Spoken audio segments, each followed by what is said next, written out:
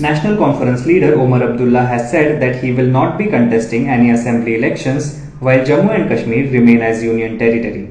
He also recalled his meeting with Prime Minister Narendra Modi days before the centre's big decision in Jammu and Kashmir. Mr. Abdullah said, "As for me, I am very clear that while Jammu and Kashmir remains a union territory, I will not be contesting any assembly elections. Having been a member of the most empowered assembly in the land, and that too as the leader of that assembly for 6 years, I simply cannot and will not be a member of a house that has been disempowered the way ours has." Moving on to the next news, the government may soon ban PlayerUnknown's Battlegrounds, also known as PUBG, in India.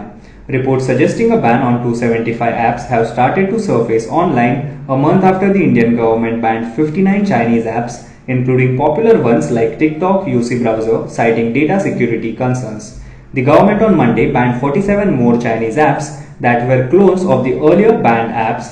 While PUBG is not a part of this list, it is said to be under the scanner. Moving on to the next news, Congress General Secretary Priyanka Gandhi Vadra has invited BJP leader Anil Baluni, who has been allotted the premises for accommodation along with his wife for a cup of tea ahead of vacating her government bungalow. Gandhi has been staying at the 35 Lodi State bungalow since 1997. The Ministry of Housing and Urban Affairs had given a notice to the Congress leader to vacate the accommodation after her SPG protection was withdrawn by Ministry of Home Affairs. Moving on to the next news, Rajasthan Chief Minister Ashok Gehlot, repeatedly stonewalled in his attempts to restart the assembly session, has written now to President Ramnath Kovind and spoken to Prime Minister Narendra Modi about Governor Kalraj Mishra's conduct.